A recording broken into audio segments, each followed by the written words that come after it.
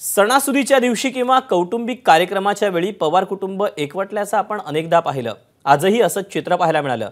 निमित्त होतं रोहित पवारांच्या ईडी चौकशीचं। आज पुन्हा रोहित पवारांची 9 तास ईडी चौकशी झाली। त्यावेळी रोहित पवारांसाठी पवार कुटुंब मैदानात उतरल्याचं पाहायला मिळालं। शरद पवारांच्या पत्नी प्रतिभा पवार, रोहित पवारांचे वडील, पत्नी कुंती पवार असं संपूर्ण कुटुंब ईडी कार्यालयाबाहेर पोहोचलं। खरं तर यापूर्वी ही ईडी चौकशीला जाताना रोहित पवारांनी आजोबा शरद पवारांचे आशीर्वाद घेतले आणि आत्या सुप्रिया सुळेंसोबत ईडी कार्यालयात पोहोचले। एकूणच काय तर रोहित पवारांसाठी अख्खं कुटुंब मैदानात उतरलंय, ज्यावरून राजकारण देखील आता रंगू लागलंय। माझी पत्नी इथं आलेली आहे, माझे वडील इथं आलेले आहेत, काकी इथं आहेत, रेवती माझी बहीण इथं आलेली आहे।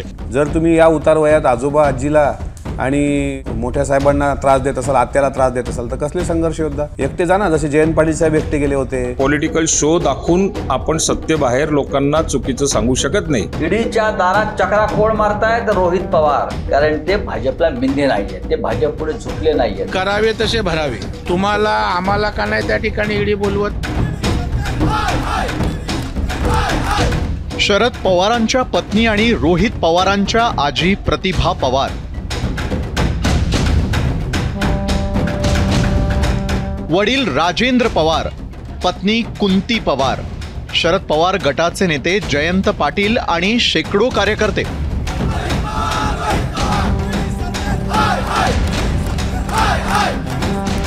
ईडी कार्यालयाबाहेरचं हे चित्र। बारामती ॲग्रो कथित घोटाळा प्रकरणी आज पुन्हा एकदा रोहित पवारांची ईडी चौकशी झाली। या चौकशीला जाताना रोहित पवारांसोबत त्यांचं संपूर्ण कुटुंब दिसलं।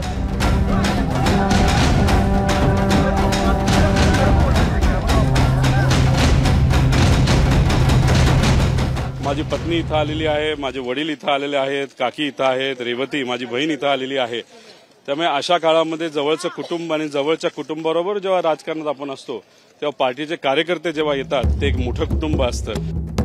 याआधी 24 जानेवारी रोजी झालेल्या ईडी चौकशी दरम्यान रोहित पवारांसोबत आत्या सुप्रिया सुळे पाहायला मिळाल्या।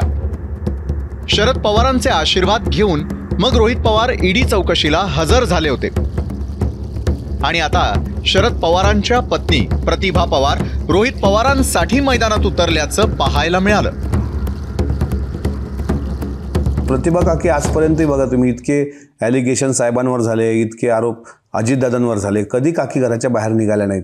पण नातवानी हट्ट केला असेल की आता आजी चलावंच लागतं, तुम्हाला आजोबा चलावंच लागतं। कसले संघर्ष योद्धे तुम्ही? बघा, सत्य समोर येण्याकरताच ईडीच्या समोर गेलं पाहिजे। पॉलिटिकल शो दाखवून आपण सत्य बाहेर लोकांना चुकीचं सांगू शकत नाही। सत्य असत्य हे ईडीच्या आपल्या चौकशीमध्ये ते येईलच। यापूर्वी राष्ट्रवादीतील ज्या नेत्यांची ईडी चौकशी झाली त्यावेळी पवार कुटुंब त्यांच्या सोबत गेलं नाही, असा टोला अजित पवार गटाच्या नेत्यांनी हाणलाय। तर रोहित पवारांवर दबाव आणण्यासाठीच ही कारवाई होत असल्याचा आरोप शरद पवार गटाकडून करण्यात आलेला आहे। नाही, आता ईडीची कारवाई ही जगजाहीर आहे। सरकारच्या विरोधात बोललं, त्यांच्या धोरणांच्या विरोधात बोललं की त्याला ईडीची नोटीस येते आणि दुसरीकडं त्यांच्याकडे जर प्रवेश झाला तर धुत्यात आणण्यासारखी ती ईडी ते एकदम निर्मा वॉशिंग पावडर सारखं साफसुथरे एकदम म्हणून बाहेर येतं। ज्या प्रकरणामध्ये रोहित पवारांची चौकशी होतीये ते प्रकरण काय आहे यावरही एक नजर टाकूयात। 25,000 कोटींच्या महाराष्ट्र राज्य सहकारी बँक घोटाळ्याप्रकरणी 2019 मध्ये गुन्हा दाखल केला।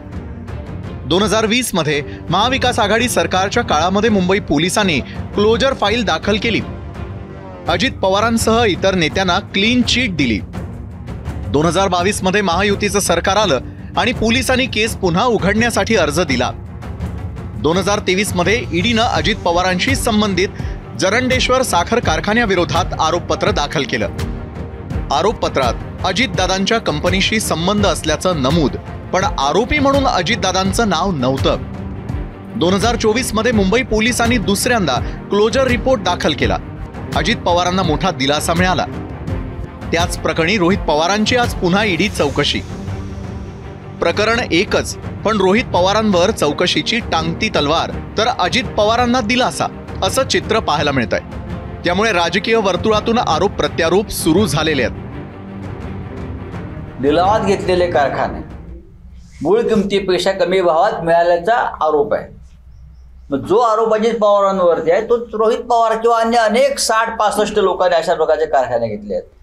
पण ईडीच्या दारात चक्राखोळ मारतायत रोहित पवार, कारण ते भाजपला मिंधे नाही आहेत, ते भाजप पुढे झुकले नाही आहेत आणि झुकणार नाही आहेत. करावे तसे भरावे. तुम्हाला आम्हाला का नाही त्या ठिकाणी ईडी बोलवत, आणि जर त्या ठिकाणी ईडीने बोलवलं तर चूक नसेल तर ते आहे त्या कागदपत्रांची पूर्तता घेऊन सोडूनही देतात. परंतु रोहित पवारांना नेतृत्वाची घाई लागली. अजितदादा गेल्यानंतर आता त्या ठिकाणी मी शरद पवारांचा वारसदार, त्याच्यामुळं ईडीला जो आपल्याकडे आपण गुन्हा समजतो, आरोपी म्हणून जातो, त्याचा इव्हेंट करायचं काम आहे. यापूर्वी रोहित पवारांची 11 तास चौकशी झाली. त्यानंतर आजही 5 तासांहून अधिक काळ रोहित पवारांची चौकशी झाली आहे. मला काय अडचण आली, काय संघर्ष करावा लागला हा मला माहीत आहे. त्यामुळे येत्या काळामध्ये यातून मी नक्कीच बाहेर निघेल असा विश्वास माझ्यासारख्याला तिथं वाटतो. इन्क्वायरीला मी फेस करेल. आता या चौकशीतून काय समोर येतं आणि रोहित पवारांना दिलासा मिळतो की मग रोहित पवारांचा पाय आणखी खोलात जातो, हे पाहणं महत्त्वाचं असेल. मनश्री पाठक, एबीपी माझा, मुंबई. एबीपी माझा, उघडा डोळे बघा नीट.